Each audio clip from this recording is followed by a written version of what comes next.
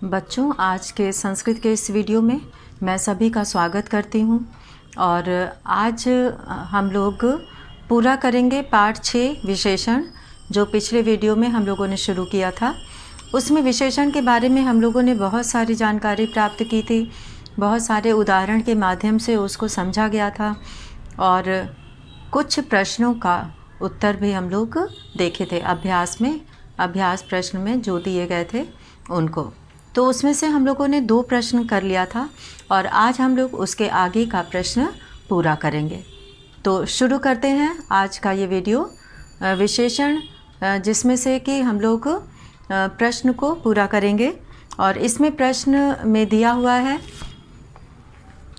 अभ्यास, page number है 32 page number पर जो है प्रश्न है अभ्यास कार्य का। और इसमें हम लोगों ने पहला प्रश्न किया था, क स्तंभ के विशेषण तथा ख स्तंभ के विशेष शब्दों का मिलान कीजिए। तो सभी बच्चे अपनी व्याकरण निधि निकाल लेंगे। कक्षा 6 की पुस्तक व्याकरण की है ये, और इसमें 32 पेज नंबर पर प्रश्न दिया हुआ है। तो शुरू करते हैं हम लोग। इसको हम लोगों ने कर लिया था, विशेषण और विशेष का मिलान करना था। और अब दूसरे प्रश्न में हम लोगों ने किया था कि उचित विशेष पद पर सही का निशान लगाइए, चिन्ह लगाइए अर्थात निशान लगाइए। तो उचित विशेष पद पर निशान लगाना था।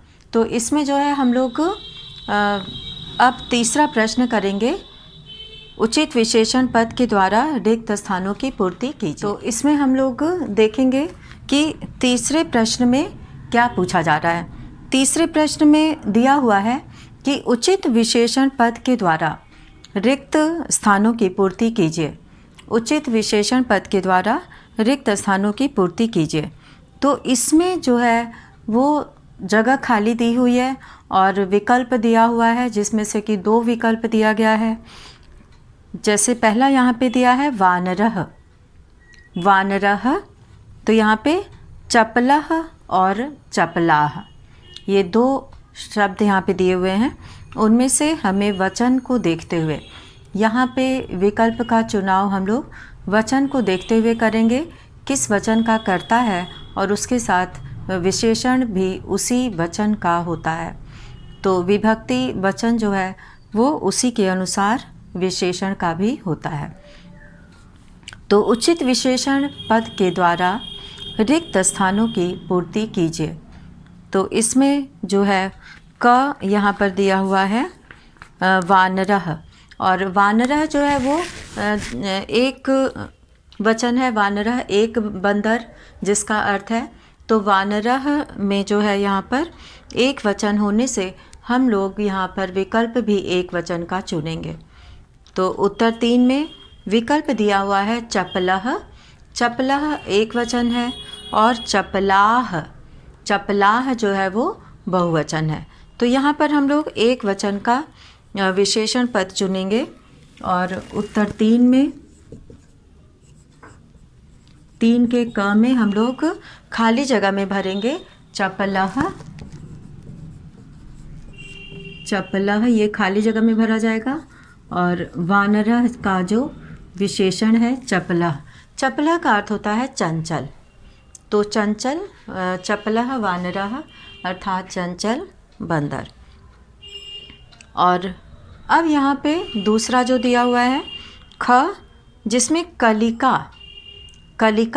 को कहते हैं शोभना और शोभने। तो यहाँ पे शोभने द्विवचन है, कलिका स्त्रीलिंग है। तो यहाँ पे शोभना जो है वो एक वचन का प्रयोग करेंगे, क्योंकि कलिका में एक वचन है तो हम लोग विशेषण भी एक वचन का लेंगे। तो यहाँ पे शोभना जो है वो उचित विकल्प है। तो ख में हम लोग लिखेंगे शोभना कलिका। तो ये जो है इसका सही विशेषण है। और अब हम लोग देखते हैं ग में जो है लिखा है कथा। शुरू में विशेषण के लिए पद लिखने के लिए जगह खाली है, रिक्त है, और उसके आगे लिखा है कथा। तो कथा जो है वो स्त्रीलिंग है, उत्तमा और उत्तमाः। उत्तमाः बहुवचन हो जाएगा और उत्तमा जो है वो एक वचन है। तो यहाँ पे उत्तमा कथा, तो एक वचन होने से हम लोग एक वचन का ही यहाँ पर विशेषण लेंगे, उत्तमा, उत्तमा कथा। तो इस तरह से यहाँ पर हम लोग कथा के साथ उत्तमा विशेषण का प्रयोग करते हैं। तो यहाँ पे उत्तमा कथा हो जाएगा। तो ये 3 हम लोगों ने किया अभी यहाँ पर। और अब आगे है घ, और घ में दिया है छाया। छाया जैसे पेड़ की छाया होती है, छाया। तो शीतले और शीतला। तो जैसा कि हम लोग ध्यान देते हैं विशेषण पद चुनने में कि जिस वचन जिस विभक्ति का कर्ता होता है, विशेष्य होता है, उसी विभक्ति और वचन का विशेषण भी होता है। तो विशेष्य के अनुसार ही विशेषण का विभक्ति वचन होता है। तो यहाँ पे छाया जो है वो उसके साथ हम लोग एक वचन है छाया में, तो यहाँ पे हम लोग एक वचन का ही लेंगे, शीतला लेंगे। शीतले द्विवचन हो जाएगा, शीतला। तो शीतला ये खाली जगह में भरा जाएगा। ये विशेषण है और छाया क्या है, ये विशेष्य है। तो यहाँ पे शीतला विशेषण हो गया और छाया विशेष्य हो गया। और अब आगे हम लोग देखते हैं अंगा में क्या दिया हुआ है। यहाँ पे खाली जगह में दिया हुआ है भवनम। तो भवनम, भवनम में जो है इसके लिए 2 विकल्प दिया है। भवनम विशेष्य है और इसके लिए हमें विशेषण चुनना है। भवन कहते हैं घर को, तो यहाँ पे विशालम, विशालम यानी कि बड़ा, और विशालः, विशालः और विशालम। तो यहाँ भवनम के अनुसार ही हम यहाँ पर विशेषण का चुनाव करेंगे। तो यहाँ पर हम लोग चुनेंगे विशालम भवनम। तो यहाँ पे विशालम का चुनाव करेंगे, विशालम,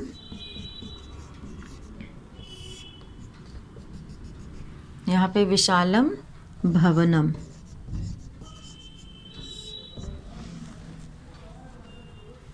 और अब यहाँ पे दिया हुआ है च, नदी। नदी भी स्त्रीलिंग है, तो नदी के लिए हम लोगों को विशेषण चुनना है। तो नदी कैसी होती है, विशालः और विशाला। विशाला जो है वो पुल्लिंग के लिए प्रयोग करते हैं और विशाला जो है वो स्त्रीलिंग के लिए प्रयोग करते हैं। तो नदी पद जो है वो स्त्रीलिंग है और इसीलिए हम लोग यहाँ पर विशाला पद का चुनाव करेंगे। तो विशाला नदी। तो यहाँ पे हो जाएगा च में विशाला नदी। और अब हम लोग यहाँ पर देख रहे हैं छ में दिया हुआ है बालकौ। बालकौ सभी बच्चे जानते हैं, बालकः, बालकौ, बालकाः। बालकौ द्विवचन में प्रयोग होता है। तो यहाँ पर द्विवचन में जो है वो सुंदरौ और सुंदरे। तो विशेष्य के अनुसार, यानी कि जिसकी विशेषता बताई जा रही है उसके अनुसार ही हमें विशेषण का चुनाव करना होता है। तो विशेष्य के अनुसार हम लोग विशेषण का चुनाव करेंगे। तो यहाँ पर हम लोग बालकौ जो कि पुल्लिंग का द्विवचन है, तो पुल्लिंग के द्विवचन के लिए यहाँ पे हम लोग सुंदरौ और सुंदरे, यहाँ पे सुंदरे जो है वो द्विवचन में सुंदरे है, लेकिन यहाँ पे हमें पुल्लिंग का द्विवचन लेना है, तो हम लोग सुंदरौ लेंगे, सुंदरौ बालकौ। तो छ में यहाँ पे हम लोग लिखेंगे खाली जगह में सुंदरौ बालकौ। तो विशेषण के अनुसार ही हम लोग विशेष्य का चुनाव करते हैं, विशेष्य को चुनते हैं। तो इसलिए यहाँ पर हम लोग विशेषण के लिए बालकौ के साथ सुंदरौ को चुने हैं। अब आगे हम लोग बढ़ते हैं। यहाँ पे देखते हैं कि ज में दिया हुआ है पुष्पम। तो पुष्पम नपुंसक लिंग का पद है। पुष्पम, पुष्पे, पुष्पाणि, एक वचन में पुष्पम, द्विवचन में पुष्पे और बहुवचन में पुष्पाणि होता है। तो इसके अनुसार ये विशेष्य है, फूल की विशेषता बताई गई है। इसके लिए 2 विकल्प दिया है, विकसिते और विकसितम। विकसिते और विकसितम। तो सबसे पहले हम लोग देखेंगे कि पुष्पम एक तो नपुंसक लिंग है, दूसरे ये एक वचन का है। और यहाँ पे विकसिते जो है वो द्विवचन के लिए है और विकसितम जो है वो एक वचन के लिए। तो पुष्पम, विकसितम, पुष्पम। तो यहाँ पे हम लोग विकसितम पद को चुनेंगे। तो ज में विकसितम पुष्पम, विकसितम पुष्पम का हम लोग यहाँ पर प्रयोग करेंगे। तो इस तरह से हम लोगों ने विशेष्य के अनुसार, ये सभी विशेष हैं, वानरः, कलिका, कथा, छाया, भवनम, नदी, बालकौ और पुष्पम, ये सभी जो है वो विशेष्य हैं और ये सभी विशेषण हैं। तो विशेष्य के अनुसार ही हम लोगों ने विशेषण का चुनाव किया है। और अब हम लोग यहाँ पर अंतिम प्रश्न देखेंगे कि अंतिम प्रश्न में लिखा हुआ है कि मंजूषा की सहायता से विपरीतार्थक विशेषण पदों से वाक्य पूर्ति कीजिए। यानी कि वाक्य पूर्ति करने का अर्थ है वाक्य पूरा करना है। यहाँ पे खाली जगह दिया है और वाक्य का काफ़ी अंश लिखा हुआ है, केवल एक पद की जगह खाली है, जिससे कि दिए गए विकल्प से मंजूषा कहते हैं ये जो लिखा हुआ है, जो सहायता के लिए यहाँ पे शब्द दिए गए हैं, उनमें से उचित विकल्प चुनकर, उचित शब्द चुनकर हमें खाली जगह भरना है। तो इसके लिए प्रश्न 4 के लिए हम लोग सबसे पहले पहला वाक्य मंजूषा में दिए हुए शब्दों को पहले समझेंगे कि उसमें क्या लिखा हुआ है और फिर दिए गए वाक्य को पूरा किया जाएगा। तो शुरू करते हैं हम लोग। मंजूषा के शब्दों को देखेंगे पहले कि उसमें कौन कौन से शब्द दिए हैं और उसका क्या अर्थ होता है।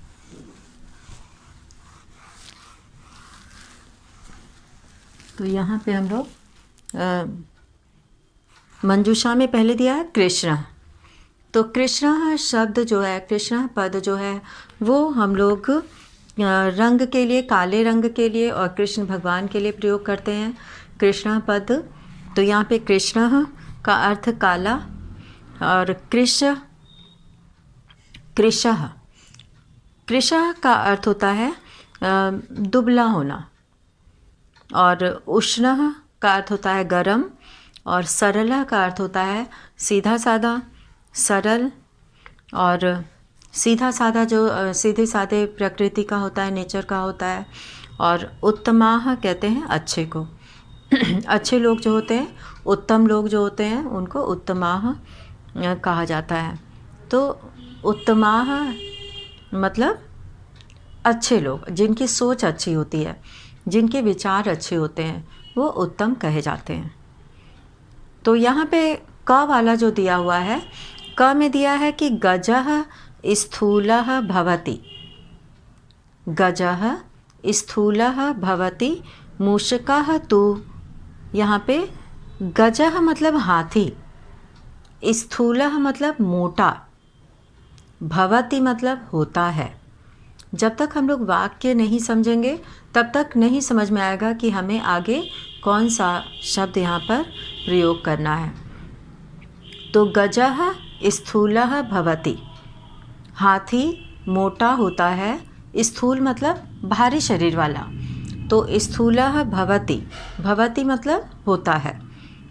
मूषकः तु, मूषकः कहते हैं चूहे को, चूहा तो। अब हमें यहाँ पे उचित शब्द चुनना है इस वाक्य को पूरा करने के लिए।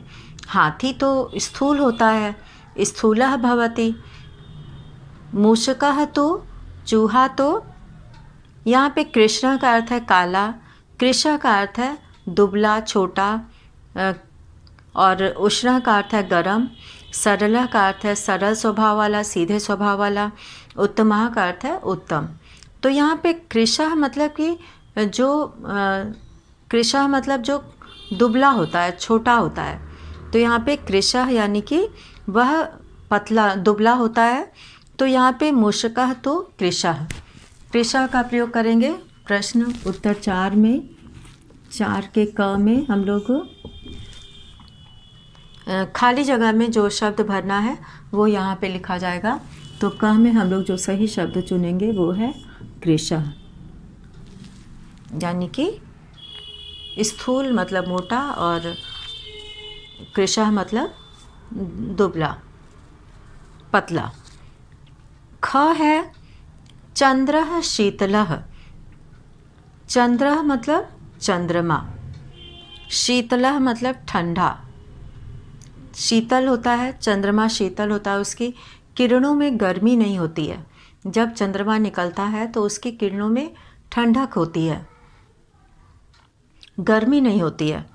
तो चंद्रः शीतलः, न तो चंद्रमा शीतल होता है, न तो यानी कि नहीं तो उष्णः, उष्णः मतलब गरम, न मतलब नहीं होता है। तो यहाँ पे शीतलः मतलब ठंडा, और यहाँ पे हम लोग देख रहे हैं इसमें उष्ण शब्द आया है गरम के लिए।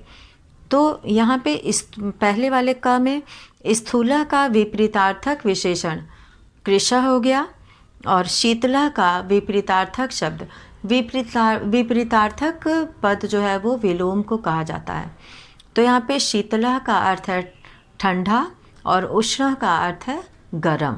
तो ठंडा का विलोम गरम होता है और गरम के लिए उष्ण शब्द का प्रयोग किया गया है। तो यहाँ पे हम लोग उष्ण पद का चुनाव करेंगे शीतलः के विपरीत अर्थ के लिए। तो यहाँ पे ख में हम लोग उष्ण पद लिखेंगे खाली जगह में। तो चंद्रमा शीतल होता है, न कि उष्ण। तो यहाँ पे न तो उष्ण यानी कि गर्म नहीं होता है। अब ग है, यहाँ पे ग में अधमाः धनम इच्छन्ति। अधमाः, अधमाः कहते हैं जो अधम लोग होते हैं, जिनकी सोच छोटी होती है। तो अधमाः धनम इच्छन्ति, या अधम लोग जो है वो धन की इच्छन्ति मतलब इच्छा करते हैं। जो अधम लोग होते हैं जिनकी सोच छोटी होती है, ऐसी छोटी सोच वाले अधम लोग धनम इच्छन्ति धन की इच्छा करते हैं, धन चाहते हैं। उत्तमाः तु मानम इच्छन्ति। उत्तमाः उत्तम लोग, जिनके विचार ऊंचे हैं, जो अच्छे विचार वाले हैं, जिनकी सोच अच्छी है, ऐसे यहाँ पे अधमाः का अर्थ हो गया छोटी सोच वाले अधम लोग, और उत्तमाः का अर्थ हो गया अच्छे लोग। तो तु मानम इच्छन्ति, जो है वो केवल मानम, मानम मतलब सम्मान, इच्छन्ति मतलब चाहते हैं। तो अधम केवल धन चाहते हैं, अधम लोग जिनके सोच छोटी है। तो ऐसे अधम प्रकृति के लोग केवल धन चाहते हैं। उत्तमाः तु मानम इच्छन्ति, यहाँ पे उत्तमाः पद हम लोग लेंगे अधमाः के विलोम में। तो अधमाः के विलोम में यहाँ पर हो जाएगा उत्तमाः। अच्छे लोग जो है वो केवल मान चाहते हैं, और मान का अर्थ होता है आदर, सम्मान। तो आदर और सम्मान मिलने से उनको, उनके लिए वो सबसे बड़ा जो है वो धन होता है उनका, आदर मिलना, सम्मान मिलना।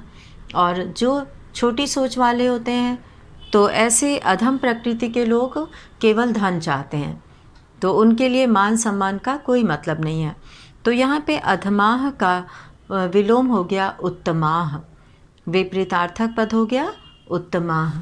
तो उत्तमाः पद जो है वो सही विकल्प है यहाँ पे। और अब है घ कपोतः।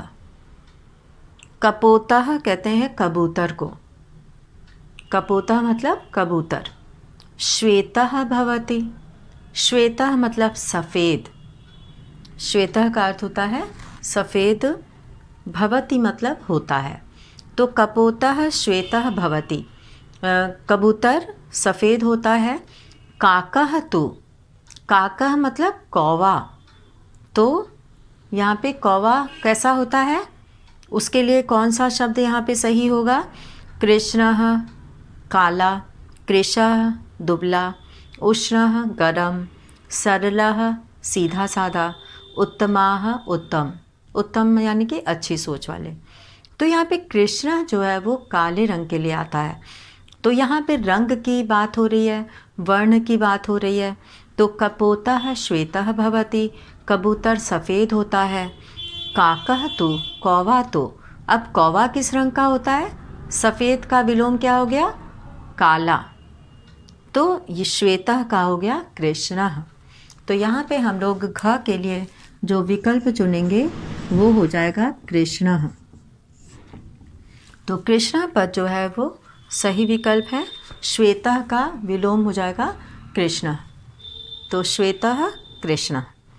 और अब है अंग, यहाँ पे दिया हुआ है व्याघ्र, व्याघ्र दुष्टः।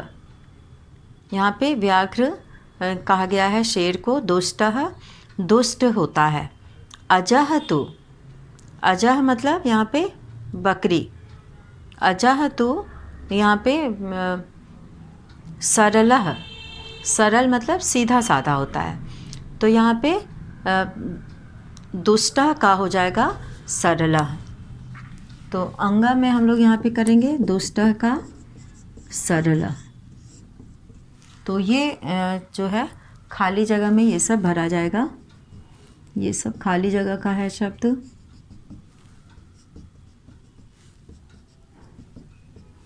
इसको लिख के वाक्य पूरा करना है। तो सभी लोग इसे लिखेंगे और वाक्य पूरा करेंगे।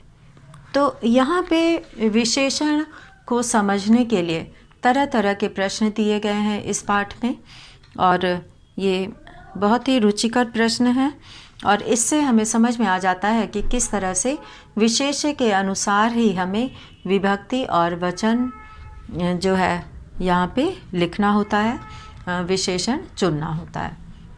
तो इस तरह से इस पाठ के माध्यम से हम लोगों ने बहुत सारे उदाहरण पढ़े। सुंदरम उद्यानम, विशालः पुस्तकालयः।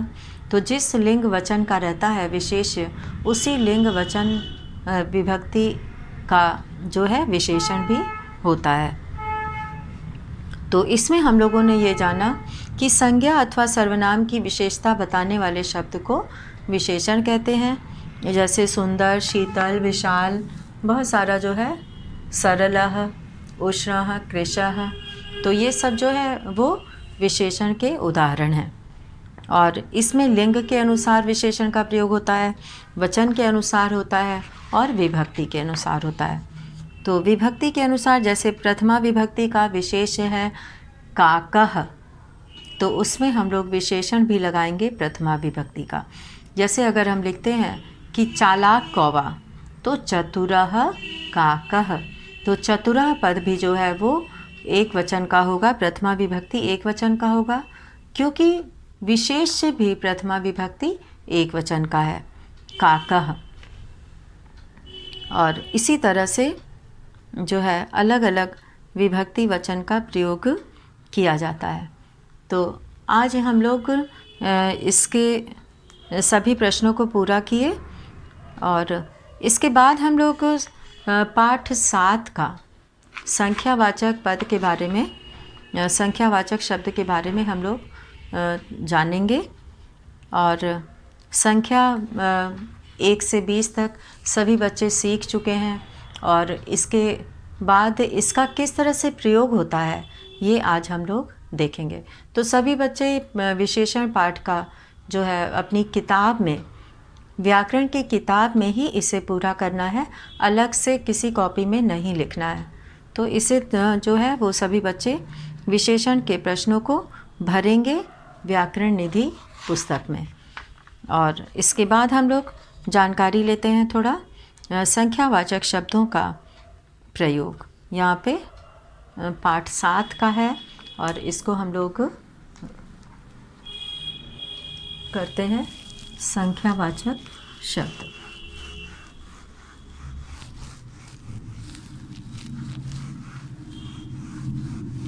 इसमें हम लोग एकः द्वौ त्रयः चत्वारः ये सभी संख्या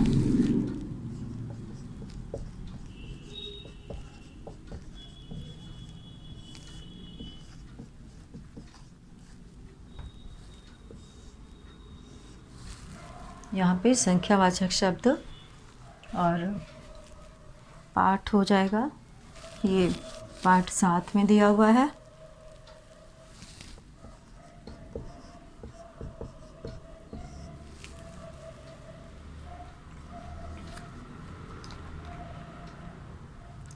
संख्यावाचक शब्द है और इसमें जो सबसे पहले यहाँ पे दिया हुआ है कि प्रश्न में कि एकम फलम, यहाँ पे एक चित्र बना हुआ है एकम फलम और दूसरा चित्र बना है द्वौ बालकौ। एकम फलम और द्वौ बालकौ। एकम फलम द्वौ बालकौ। तो चित्र भी इसी का बना हुआ है। तो यहाँ पे एकम फलम और द्वौ बालकौ। बालकौ जो है वो द्विवचन है। यहाँ पे 2 लड़के का भी चित्र बना हुआ है। तो बालकौ और एक फल का चित्र बना है, इसलिए यहाँ पे लिखा है एकम फलम। तो यहाँ पे हम लोग देखेंगे फलम पद जो है वो नपुंसक लिंग का है। फलम, फले, फलानी रूप चलता है। तो फलम जो है यहाँ पे एक वचन में है, इसीलिए यहाँ पे एकम का नपुंसक लिंग है ये। तो नपुंसक लिंग की संख्या का यहाँ पे प्रयोग किया गया है। और 1 से 4 की संख्या तीनों लिंगों में अलग अलग प्रयोग की जाती है और इसीलिए यहाँ पर नपुंसक लिंग होने से एकम का प्रयोग किया गया है। और बालक शब्द पुल्लिंग है। बालक शब्द पुल्लिंग है, इसलिए यहाँ पे बालकौ द्विवचन है और ये पुल्लिंग है, इसीलिए यहाँ पर द्विवचन का संख्यावाचक शब्द का प्रयोग किया गया है। तो यहाँ पे द्वौ जो है वो द्वौ बालकौ, 2 बालक, यहाँ पे 2 की संख्या के लिए पुल्लिंग में द्वौ का प्रयोग किया गया है। और 1 की संख्या के लिए एक वचन का प्रयोग होता है, 2 की संख्या के लिए द्विवचन का और 3 की संख्या जो है वो बहुवचन में आती है। तो लिंग के अनुसार 1 से 4 की संख्या अलग अलग होती है। तो यहाँ पे जो एकम फलम और द्वौ बालकौ, ये जो 2 चित्र के माध्यम से यहाँ पे लिखा हुआ है, एक शब्द फल की तथा द्वौ शब्द बालकों की संख्या के बारे में बता रहे हैं। तो यहाँ पे ये द्वौ जो है ये बालक की संख्या बता रहा है और एकम जो है वो फल की संख्या बता रहा है कि फल 1 है और बालक 2 हैं। तो यहाँ पर जो है किसी वस्तु व्यक्ति की गिनती अर्थात संख्या बताने वाले शब्द संख्यावाचक कहलाते हैं। इनका प्रयोग विशेषण के रूप में होता है। तो इस तरह से यहाँ पर 2 उदाहरण के माध्यम से ये बताया गया कि किसी व्यक्ति या वस्तु की संख्या बताने के लिए संख्यावाचक शब्द प्रयोग किए जाते हैं। जैसा कि यहाँ पे फल की संख्या बताने के लिए एकम का प्रयोग किया गया है और बालक की संख्या बताने के लिए यहाँ पे द्वौ का प्रयोग किया गया है। तो बालकौ द्विवचन का है और इसीलिए यहाँ पर द्विवचन का जो है संख्यावाचक शब्द प्रयोग किया गया है। अब इससे हमें ये पता चलता है कि विशेष्य के अनुसार ही संख्यावाचक शब्द का लिंग होगा। विशेष्य के अनुसार 1 के रूप केवल एक वचन में, 2 के रूप केवल द्विवचन में तथा 3 व 4 के रूप केवल बहुवचन में होंगे। तो इस तरह से यहाँ पर एक वचन, द्विवचन और बहुवचन में संख्यावाचक शब्दों का प्रयोग बताया गया है। अब मूल शब्द है एक, जैसा कि यहाँ पर दिया गया है, उदाहरण देकर समझाया गया है।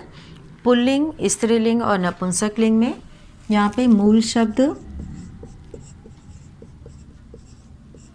यहाँ पे पुल्लिंग, यहाँ पे स्त्रीलिंग और नपुंसकलिंग।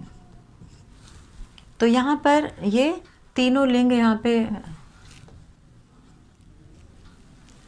ये संक्षेप में लिखे गए हैं। ये पुल्लिंग के लिए है, ये स्त्रीलिंग के लिए है, ये नपुंसकलिंग के लिए है, और ये मूल शब्द है। अब जैसे यहाँ पे एका, एक दिया हुआ है, अब इसमें नरः यानी कि मनुष्य, तो नरः पुल्लिंग में नरः हो जाएगा, स्त्रीलिंग में कन्या और नपुंसकलिंग में भवनम। तो यहाँ पे नरः जो है पुल्लिंग में एक अगर संख्या है तो एका नरः हो जाएगा, और स्त्रीलिंग में एका कन्या, और नपुंसकलिंग में एकम भवनम।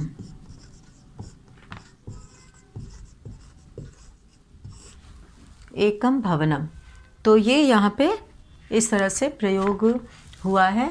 एक जो है वो मूल शब्द है संख्यावाचक का, और इसमें एकः नरः, क्योंकि ये पुल्लिंग है और इसीलिए यहाँ पे एकः का प्रयोग किया गया है। यहाँ पे एका कन्या, कन्या स्त्रीलिंग है इसलिए एका का प्रयोग किए हैं, स्त्रीलिंग में एका होता है, और भवनम नपुंसकलिंग है और इसीलिए यहाँ पे एकम का प्रयोग किए हैं। तो 1 से 4 की संख्या पुल्लिंग में एकः, स्त्रीलिंग में एका और नपुंसकलिंग में एकम होता है। और द्वि की संख्या, द्वि जो है वो 2 के लिए प्रयोग किया जाता है द्विवचन में, तो पुल्लिंग में द्वौ, स्त्रीलिंग में द्वे और नपुंसकलिंग में भी द्वे होता है। और त्रि की संख्या जो है वो, त्रि जो है वो मूल शब्द है, और ये जो है पुल्लिंग में त्रयः और स्त्रीलिंग में तिस्रः और नपुंसकलिंग में त्रीणि। तो त्रीणि यहाँ पे प्रयोग किया जाता है बहुवचन में। चतुर जो है वो 4 की संख्या है, चतुर का प्रयोग 4 की संख्या के लिए होता है। तो पुल्लिंग में चत्वारः और स्त्रीलिंग में चतस्रः और नपुंसकलिंग में चत्वारि। तो चत्वारः, चतस्रः, चत्वारि, ये जो है पुल्लिंग, स्त्रीलिंग और नपुंसकलिंग में ये प्रयोग होता है। एकः, एका और एकम। यहाँ पे ऊपर लिखा हुआ है स्त्रीलिंग पुल्लिंग, और फिर यहाँ पे द्वौ होगा, द्वौ, द्वे और द्वे। उसके बाद फिर त्रयः, तिस्रः और त्रीणि। तो ये जो है यहाँ पे प्रयोग होता है त्रीणि, 3 की संख्या के लिए। चत्वारः पुल्लिंग में, चतस्रः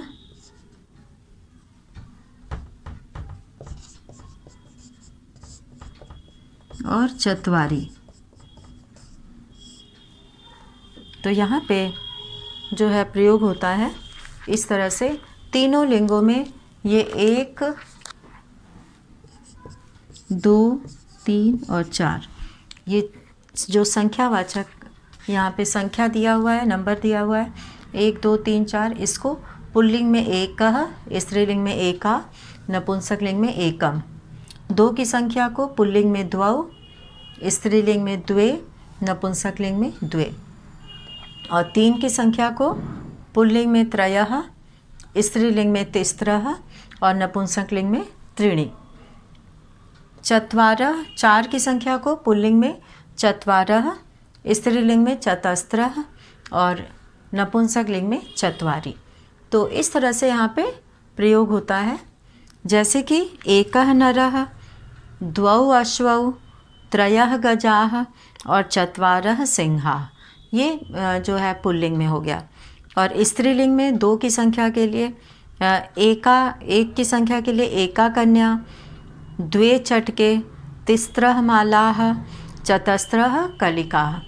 और नपुंसकलिंग में एकम भवनम, द्वे पत्रे, त्रीणि पुस्तकानि और चत्वारि फलानि। तो 1, 2 और 3 और 4 की संख्या का इस तरह से यहाँ पर तीनों लिंगों में अलग अलग प्रयोग दिखाया गया है। तो इससे ये पता चलता है कि संस्कृत में संख्या जो है 1 से 4 की संख्या किस तरह से प्रयोग की जाती है तीनों लिंगों में। तो इसी के साथ ही आज का ये वीडियो हम लोग यहीं पे समाप्त करते हैं और इसके बाद संख्या के बारे में हम लोग आगे अगले वीडियो में पढ़ेंगे। तो सभी बच्चे इसे अपने व्याकरण निधि की पुस्तक में इसे पढ़ेंगे, विशेषण का प्रयोग देखेंगे और संख्यावाचक का 1 से 4 की संख्या तीनों लिंगों में किस तरह से प्रयोग की जाती है इसे समझेंगे। तो इसी के साथ आज का वीडियो समाप्त होता है। धन्यवाद।